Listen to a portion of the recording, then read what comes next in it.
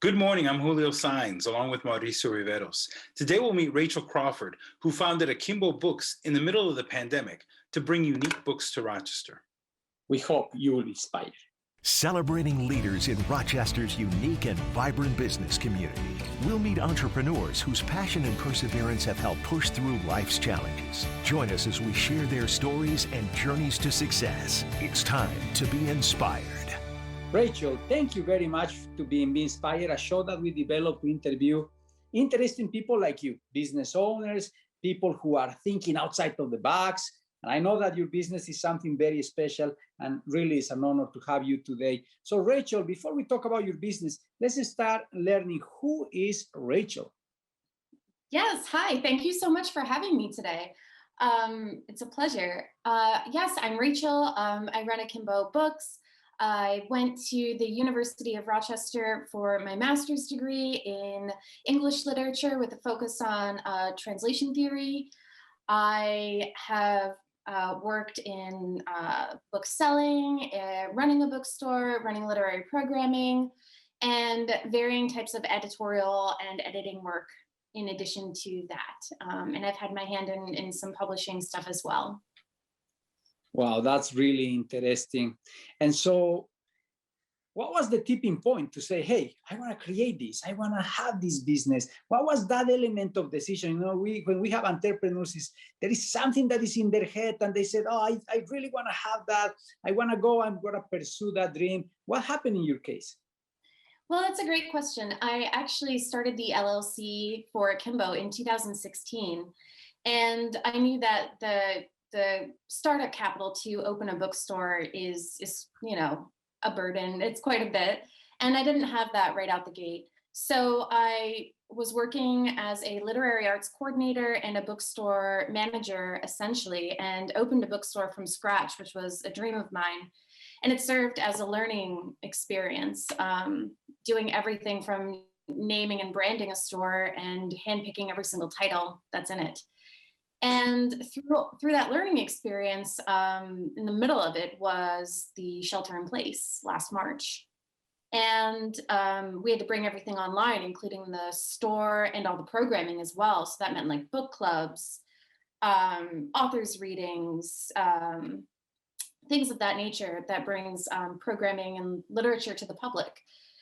I realized that I was then able to start this myself. And in September, I no longer kept that former position. And in November, I started Akimbo, again, already having had the LLC, and started it all online, sort of like an inverse of what I was doing before. So starting online with plans of having something, brick and mortar. Wow. So you started you got your business off the ground during the pandemic, which is really brave and bold and fantastic.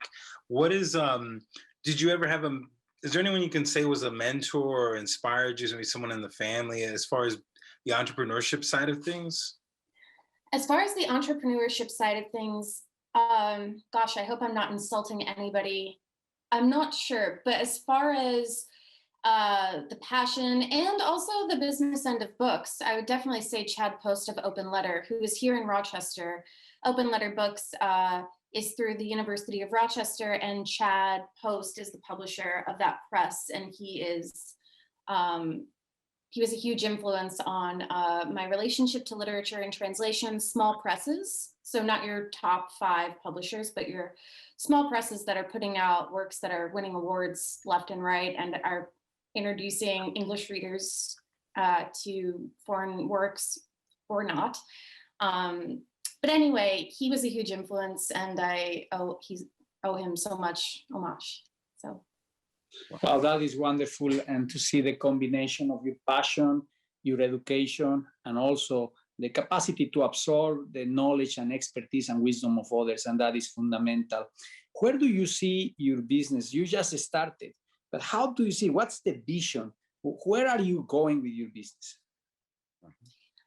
I do have a plan and a vision, and I was told to keep my mouth shut about it because I am currently in conversation with a few different people of doing some sort of bookstore and possibly potentially bar or cafe. I'm leaning more towards bar.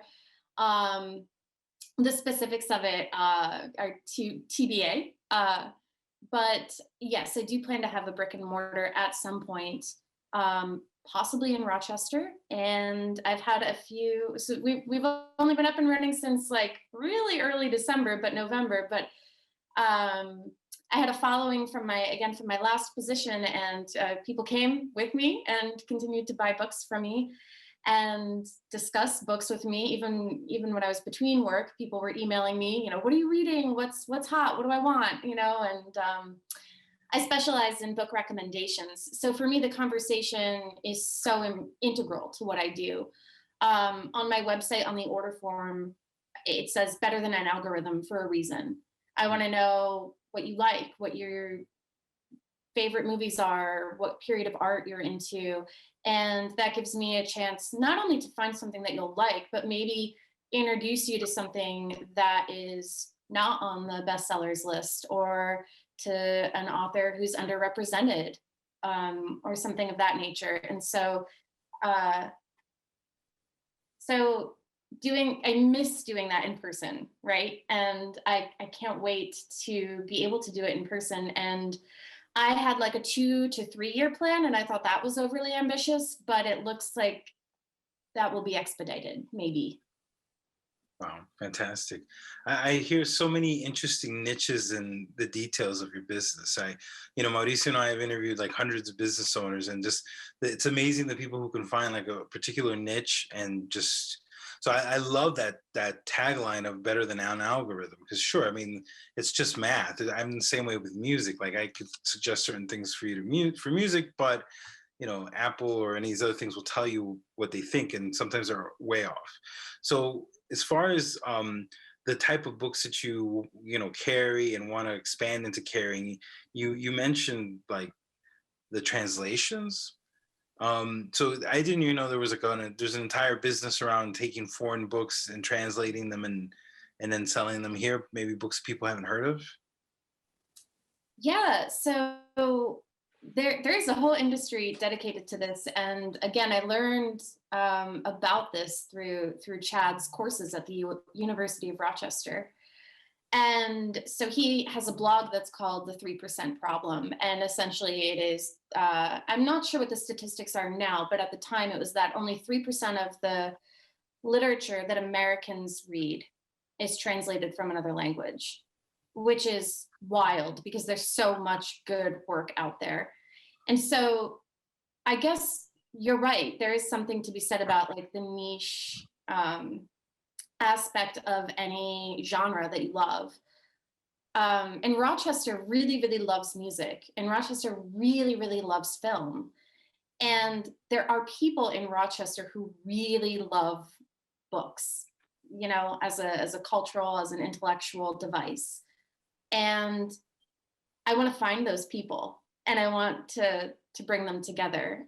We have writers in books here. We have BOA, the publisher here. We have Open Letter here. We have so many great sort of entities related to literature that do bring people together. But I'm excited to see that the news outlets, that media is interested in talking about it, because it is so important, I think.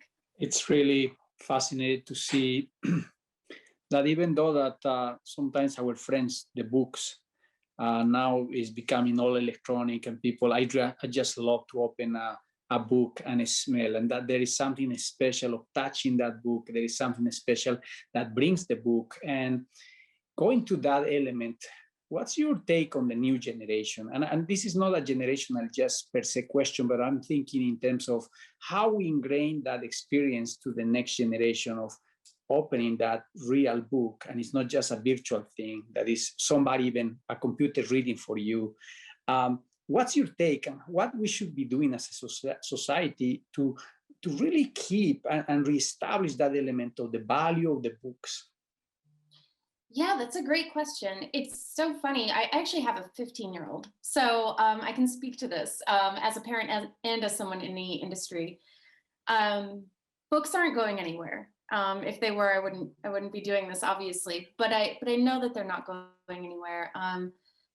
There was a point in time where audiobooks were outselling physical, tangible copies. I'm not sure that that's the case anymore. I know that physical books were up on audiobooks for a while. The experience of walking into a bookstore or a library is what you said it is. It's nostalgic. There's the smell. There's, finding that title and having no idea what it is and flipping through it. That like phenomenology of walking through a bookshop is just magical and present. And I'm not sure that we'll ever be able to replace that. And again, just being able to talk with someone about that, or you purchased your last book and you say to the bookstore owner or to the librarian or to whomever is, working, and you say, all right, I liked this. What else do I want? And then they, can tell you. And maybe you go back and forth a little bit too. Sometimes people will fill out the order form, and there's a questionnaire that, you can tell me what movies you like, or what kind of art or music. And I might say, oh, check this out. Especially if we get into something like they like some like French singer, I might say like, oh my gosh, there's this book that just came out that you'll love by this French woman author. And they might say to me, Rachel, no, I don't like that. And then we might exchange emails for, several, maybe a day, maybe several back and forth. But I don't always say the right thing the first time. Yeah. Well, thank you, Rachel. We'll be back with more after these messages.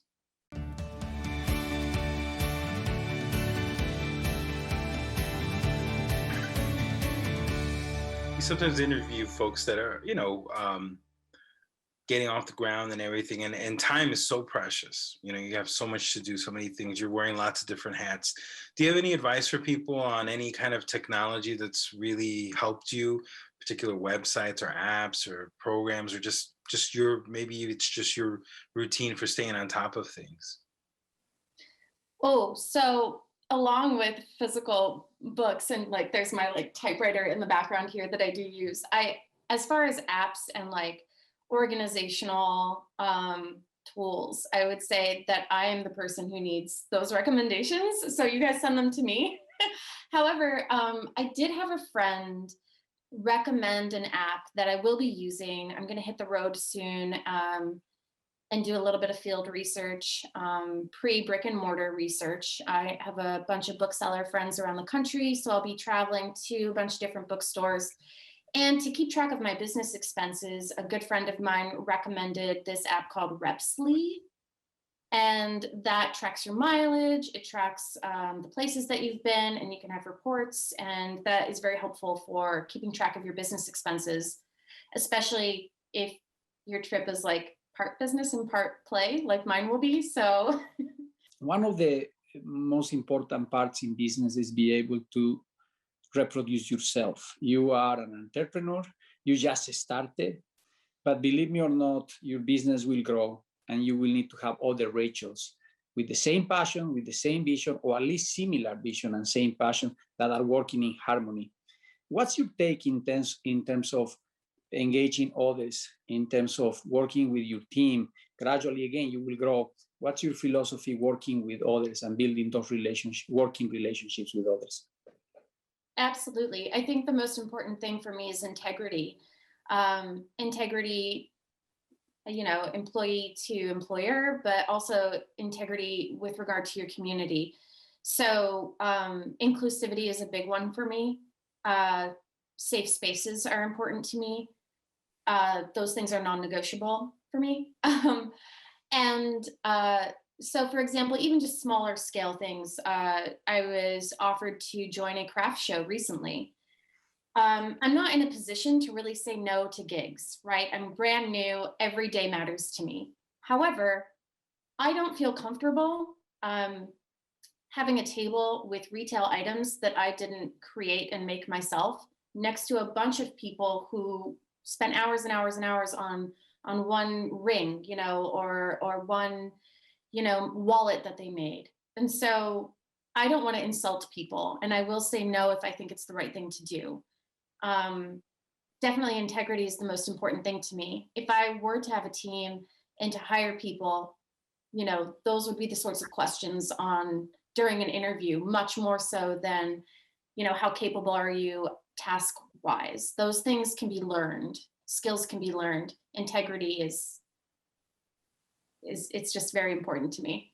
Yeah, absolutely. That's a great answer. Love that.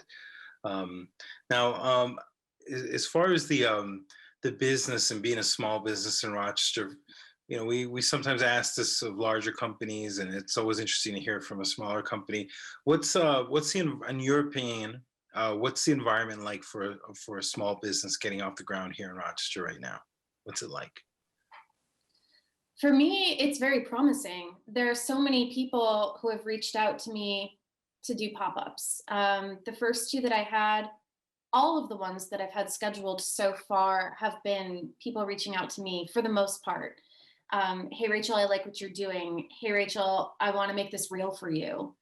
Hey, Rachel, I want to see akimbo, bags and bookmarks, at cafes. And so Rochester is very, very kind to small business owners. In fact, I don't think that's particularly new. I moved here in 2009 from New Jersey. And before I moved here, I had stayed in a hotel. My then husband and I stayed in a hotel. And the first thing I noticed on the hotel TV was that so many of the commercials were local businesses. And that was not the case where I came from, that it was, Coca-Cola and Huggies, big brands. And Rochester really does care about small businesses, and they do want to see them succeed. The name, can you tell us where the name comes from for the bookstore? Very happy to tell you the name. So I have it at the bottom of every newsletter where I describe, the story behind the name, because it is important, I guess. It's a cool word, right? And I've only had men ask me this question, is it guns akimbo? And I'm like, I didn't even know that was a thing, I guess. But akimbo is the stance, right? And I do have a version of the logo that shows the stance, arms akimbo. And akimbo is the superwoman pose. And it's also the fearless girl, standing up to the Wall Street Bull. And it's the stance in one of my favorite Dostoevsky quotes in literature. Very interesting, very unique concept, and definitely something that will create a lot of discussion and dialogue. And I think the books create that, right? If you read about philosophers and you read that golden time of philosophy, people talking, going the squares and really doing philosophy. And that's something very important. I think creating spaces where people can talk openly about anything and culturally be informed is fundamental. One of the challenges that I have is, it's seen the influence of European culture. And then, I don't know if you have experienced any type of South American books. And there is these things that are happening globally where maybe in the United States, we don't experience, like you said, there is some kind of because we don't have translations, so we don't translate those books, we cannot take the richness of a broad culture, a broad globalization process that we are experiencing culturally. So what's your take in terms of how we break that wall and how we can create more interaction globally? And we have the tools, are out there already. So what's your take on that, Rachel? Well, I guess you're always going to have issues with translation. That's like the first thing you learn with translation theory, right? Is that there's always going to be something missing, maybe something unintentionally added. I'm saying always here, I'm using hyperbole, but that is the risk, essentially.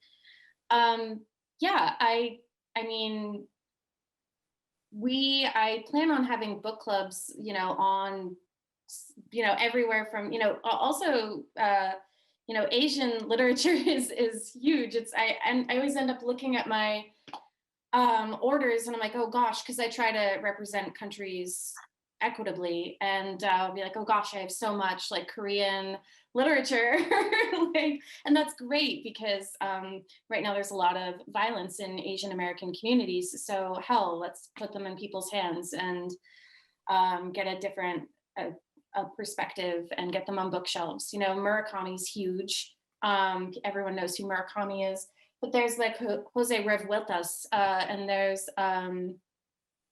I could rattle off names from different parts of the globes, but I feel like that would be obtuse.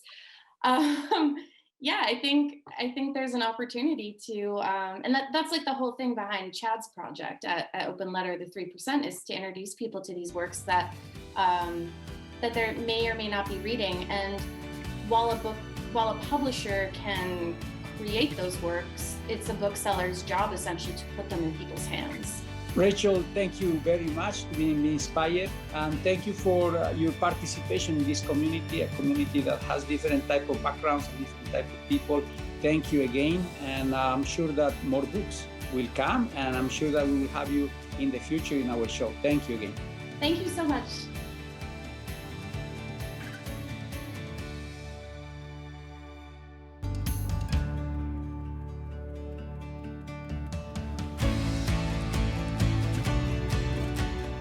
Coming up next week on Be Inspired, we'll meet Amilcar de Leon and hear how his love of math led him to become a key scientist at L3 Harris Technologies in Rochester. To watch today's episode and the complete interviews of our guests, go to rochesterfirst.com/beinspired.